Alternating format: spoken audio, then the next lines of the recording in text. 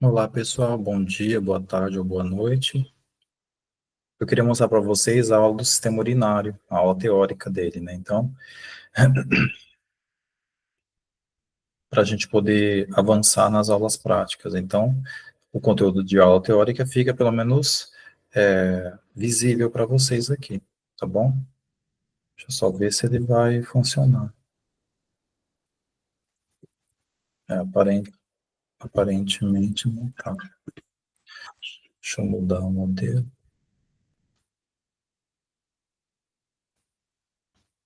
Quem sabe assim melhor.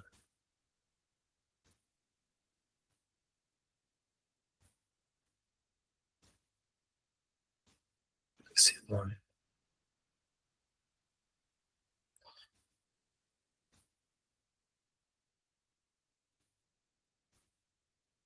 É, acho que assim melhorou, pelo menos para vocês verem.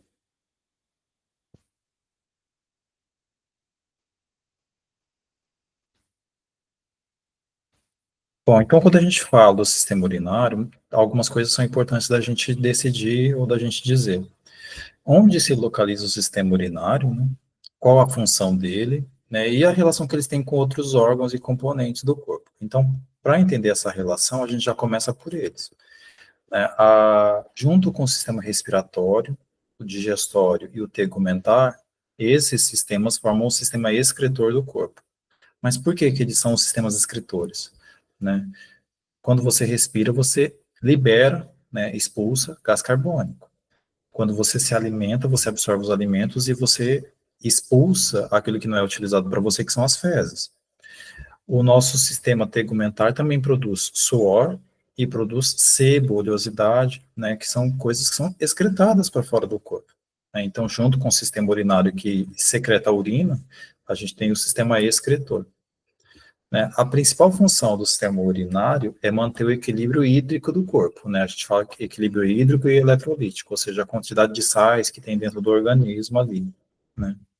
E aqui a gente consegue ver um resumo, se a gente for comparar a anatomia dos ossos, 206 ossos, a anatomia dos músculos, 650 músculos, olha como que é simples o sistema urinário. A gente tem aqui esses rins, né? A gente consegue ver, ó, rim direito, rim esquerdo. Ao mesmo tempo, a gente vê essa chapeuzinho em cima do rim, que é a suprarrenal, é uma glândula, né, que ela é responsável pela produção de vários hormônios, dentre eles a adrenalina, noradrenalina, cortisol, né, que são os hormônios mais famosos. Cada rim tem um canal que conecta ele à bexiga, né? Esse canal é chamado de ureter, né? Então a gente tem dois rins, dois ureteres, uma bexiga e uma uretra. Isso é o sistema anatômico do sistema urinário, né? Então a gente tem ele aqui, e aí o que vai diferenciar é que entre homens e mulheres a uretra, né, essa porção final, ela é diferente, né? Nas mulheres é por conta da cavidade vaginal, nos homens é por conta do corpo peniano. E aí a gente vem aqui, né, a segunda função principal, né, quando você excreta a urina, você está excretando coisas que não são importantes para o corpo. E então, o que que a gente excreta principalmente? São substâncias tóxicas, né? Dentre elas, a ureia e a creatinina, que são as substâncias tóxicas do nosso organismo, tá? Além dessas substâncias tóxicas, o nosso corpo tem uma flora intestinal e às vezes a gente fica doente também, então essas bactérias que a gente tem no organismo produzem substâncias que o seu corpo tenta se livrar delas, né? Então as toxinas de origem bacteriana também estão aqui. E a bebida alcoólica, né, o uso de medicamentos, de entorpecentes, também, né, são feitas um processo de remoção através da urina. Então, por isso que o exame de urina ele é importante, né? Você vê lá o nível de excreção de ureia, de creatinina, se tem presença de sangue, se tem alguma outra substância, né, que é presente ali. É usado também como exame antidoping, né? Então, tudo isso aqui a gente consegue perceber através do sistema excretor urinário. Aqui a gente vê a anatomia dos rins também, só para lembrar, né? Então, a gente tem ali dois rins, né, direito e esquerdo, dois ureteres, uma bexiga e uma uretra. Esse é o sistema anatômico urinário, né? Eles ficam na região retroperitoneal, né? Retroperitoneal quer dizer que fica na parte de trás, né? Retro, e peritônio é a região do abdômen, tá? Então fica no fundo do abdômen. Só para a gente ter uma ideia, fica lá entre T12 e L2, né? Então essa é a região que os rins ficam colados, eles ficam bem na parte posterior mesmo.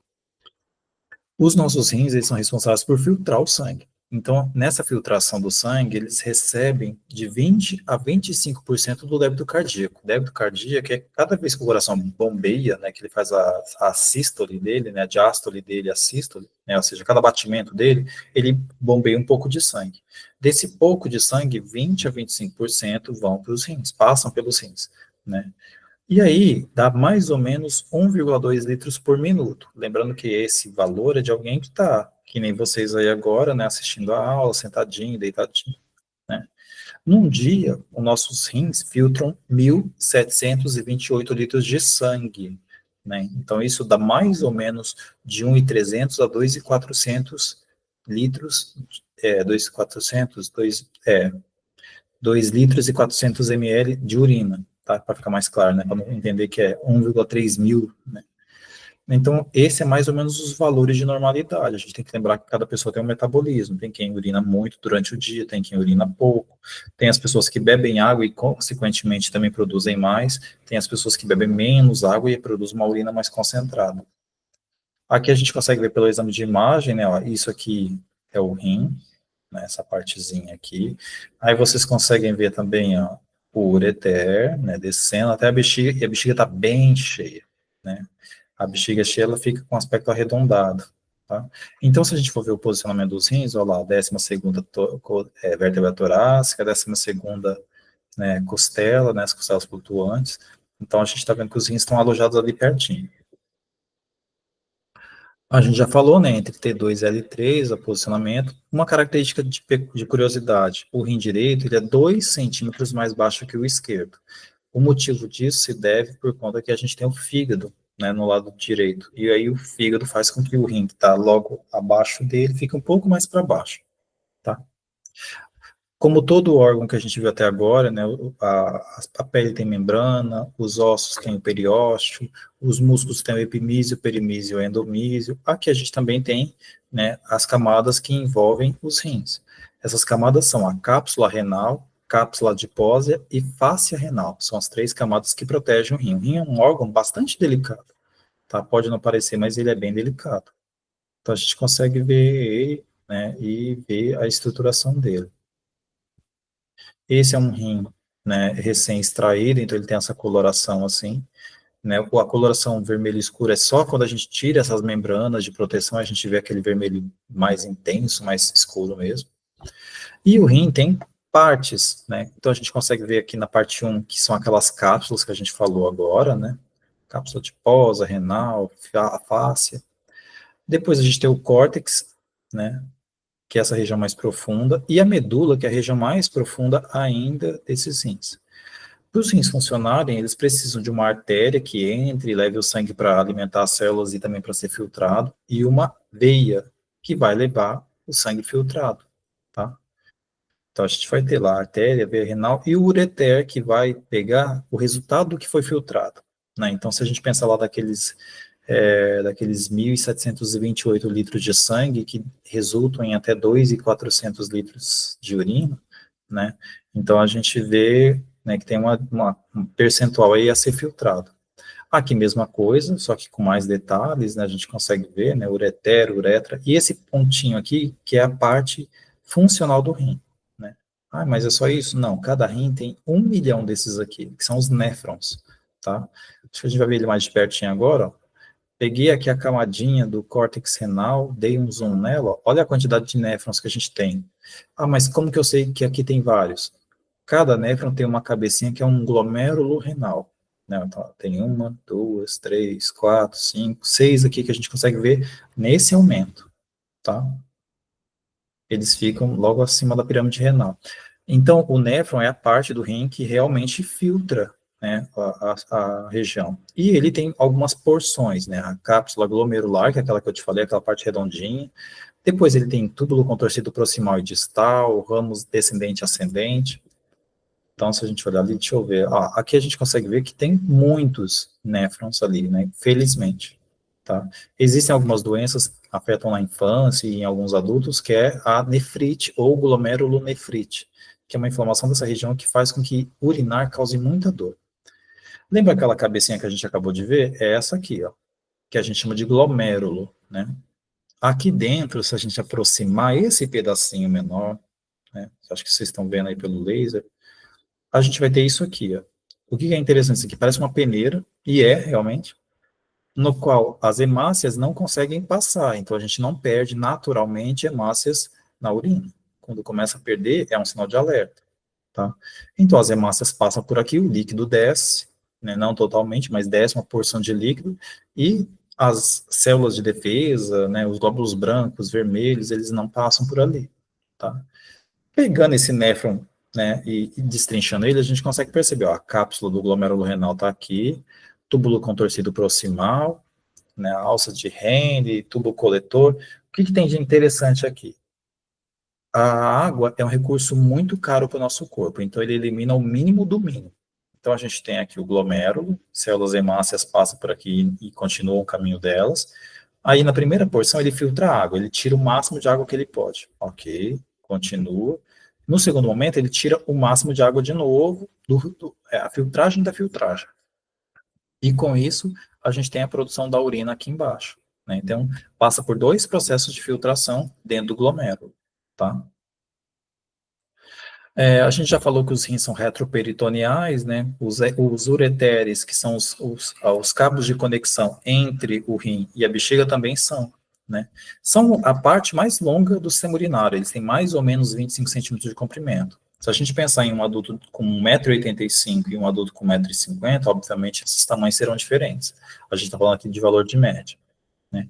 Esses ureteres também têm membranas, então ele tem uma mucosa interna, camada média, camada externa, então são camadas, algumas de proteção, outras de funcionamento, né? Aqui a gente consegue ver de novo, ó, rim, suprarrenal e o ureter que eu falei para vocês agora.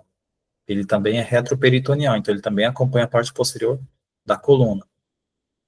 A bexiga é um órgão de depósito, então assim, toda aquela urina que é produzida vai ser armazenada lá e quando atinge um valor mínimo, ela sinaliza para o sistema nervoso que precisa urinar. Então ela fica ali um armazenamento, né? É importante que esse armazenamento não dure muito tempo, né? Porque senão as bactérias que foram expulsas pelos rins começam a se reproduzir dentro da bexiga e isso gera a infecção na bexiga, tá? Então a bexiga fica ali na sínfise púbica, que a gente já conheceu, né? Dos ossos pubianos ali, né? No sexo feminino, né, nas mulheres, a bexiga ela fica abaixo do útero, tá? Então a gente vai perceber ali que ela está em contato com o útero e a vagina. No sexo masculino, a gente vai ter a próstata logo abaixo da bexiga, então tem uma diferença ali. Quando essa bexiga está vazia, ela tem um formato triangular, né? Ela está triangular. E aí, quando ela começa a encher, ela tem esse formato arredondado que a gente viu lá naquele exame de imagem no slide passado, tá? A bexiga também tem camadas, né? Então a gente tem uma camada mucosa, que é a camada que entra em contato com a urina. Essa camada é trocada várias e várias vezes, né? Ou seja, você perde muitas células ali rapidamente. Por que isso? Para evitar que uma infecção se instale. Depois a gente tem a camada submucosa, a camada muscular, que é a que segura a urina, que contrai para você poder urinar também. E a camada adventícia, que é a membrana protetora. As inervações, né? As inervações interessantes que a gente tem é que aqui, a bexiga, ela não é de controle voluntário, você não controla a sua bexiga, né? A inervação dela está lá no sistema nervoso autônomo, né? Autônomo vem de automático, a gente não controla, entre a vértebra T12 e L2. O que a gente controla são os esfíncteres, né? Os detrusores. Então, ali, esse a gente tem controle, e eles ficam lá nos nervos sacrais, né? Então, entre L2 não, perdão, entre sacral segundo, terceiro e quarto. Então a gente consegue ver aqui a diferença entre elas, ó, tá? A uretra, ela é um canal, assim como o ureter, só que ela é um canal que já liga com o ambiente externo, né? Então ela tem um aspecto tubular, né, muscular, né? Ela tem uma camada mucosa interna, né, músculos lisos ali também, né? Muito parecido com o ureter. E nela a gente tem as glândulas uretrais. Essas glândulas uretrais ou bulbo-uretrais, elas têm a função de secretar uma substância para limpar depois que você faz a urina, né? Eu urinei, e aí depois disso, o que acontece? Uma secreção vem para esterilizar aquele canal, para evitar que alguma bactéria, alguma coisa entre através dele ou se reproduza ali dentro, tá bom? Então a gente tem lá dois esfíncteres que a gente já discutiu também, isso tudo está na uretra. A diferença é que a uretra masculina e feminina são diferentes, né? No corpo feminino, a gente tem uma uretra de 4 centímetros no ângulo reto, né, entre a bexiga e o ambiente externo. Ela também é mais dilatada, né, ela é uma uretra mais larga, né, exposta dessa forma, como ela é mais larga e mais curta, é mais fácil de se ter contaminação, né, de ter infecção urinária do que na uretra masculina, que é bastante estreita, e ela tem mais ou menos 20 centímetros de comprimento em um formato de S. Né, a gente vai ver daqui a pouquinho porque é o formato do S. Né? Aqui a gente tem a uretra masculina, e a uretra masculina, diferente da feminina, que é uma só, no caso dos homens, ela se divide em 3 partes. Por quê? A gente tem a uretra prostática, que passa por dentro da próstata, já que a próstata fica abaixo da bexiga, né? Então a uretra se conecta ali. Ela tem mais ou menos 2 centímetros de comprimento, 2,5 centímetros. A uretra membranácea, já ouviram falar em assoalho pélvico, né? Na região do assoalho pélvico, a gente tem também a passagem dela ali, né, que é meio centímetro, fica perto aos esfíncteres também, e a uretra é esponjosa porque o pênis é um corpo esponjoso, então ela vai passar ali pelo pênis, né, e aí ali ela tem mais ou menos 15 centímetros de comprimento, isso varia bastante. Então a gente vai ter ali, né, esses 15 centímetros no pênis, e nessa região do pênis também a gente tem as glândulas bulbouretrais, também chamadas de glândulas de Cooper, que fazem aquela higienização, né. Então, tanto no homem como na mulher, a gente chama elas de glândulas bulbouretrais. Aqui, ó, olhando o canal uretral, o aparelho urinário, né, masculino e feminino. No feminino, a gente tem mesmas composições, se a gente olhar aqui em cima, ó, suprarrenais, suprarrenais, rins aqui também. Aí a gente vem para os ureteres, mesma coisa, ureter, ureter, bexiga, bexiga. A diferença, né, está na uretra, né, ó, uretra final, né, por conta do aparelho reprodutor. Aqui a gente consegue ver o porquê que a uretra masculina tem um formato de S, ó. A gente tem lá o ureter passando aqui, né, ó, espero que vocês estejam conseguindo ver, bexiga, né, e aí aqui embaixo, próstata, aqui a gente tem a uretra prostática, aqui a membranácea, e aqui, ó, nesse formato angulado, a uretra peniana. Nas mulheres, ó, a gente tem ali, ó, o útero, ovários, né, a bexiga tá aqui embaixo, ó, o ureter aqui passando por trás, né, por trás do útero, se conectando aqui. Então, tem bexiga e uretra, tá? E aí já é ambiente externo. Aqui é a mesma coisa, só para a gente poder ver onde ficam as bulburetrais, ó, tá? Mesma situação. E como que funciona o processo de urinar, né? O ato de urinar. O ato de urinar, ele é um ato do sistema nervoso. Ele sinaliza que a bexiga está cheia, te provoca a sensação de vontade, né? E isso é um processo bastante, como dá para dizer? É um processo bastante sofisticado, pode não parecer. Mas por quê? Crianças, elas levam entre 2 e 3 anos para amadurecer o sistema nervoso e ter essa capacidade. Então, isso vai variar, né? Porque cada criança tem um ritmo também de amadurecimento. Então a gente tem lá, né? E aqui a gente fala dos volumes, né? O fluxo de urina ele pode ser de 600 ml, até 2.500 ml, né? Tendo uma média de 1.200.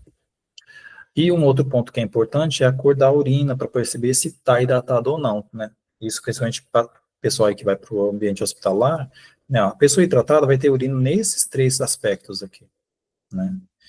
Pouco hidratada, a gente vai ter aqueles tons amarelados. Ah, mas de manhã minha urina é bem escura. Ok. Você ficou lá de 6 a 8 horas sem urinar, então o processo foi muito mais longo, né? Então, o urinar aqui vai ter esses aspectos. Uma pessoa desidratada, mesmo de manhã, vai produzir urina nesses tons aqui, quase indo para o marrom, né? Aí é um sinal de desidratação, de que você precisa ingerir mais água do que está ingerindo.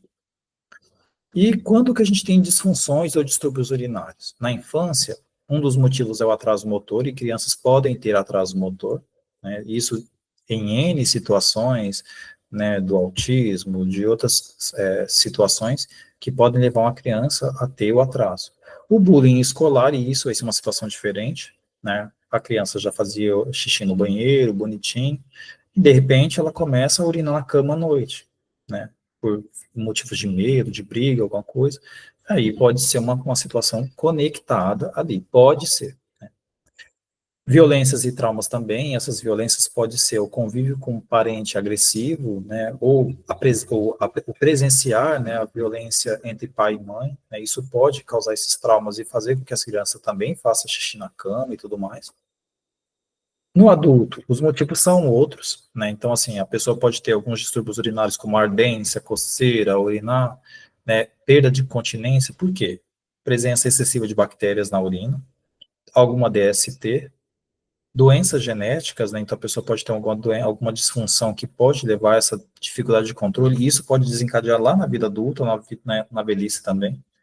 Os distúrbios renais, a pessoa pode ter alguma disfunção baseada em uso de entorpecente, álcool, drogas, né, de maneira geral.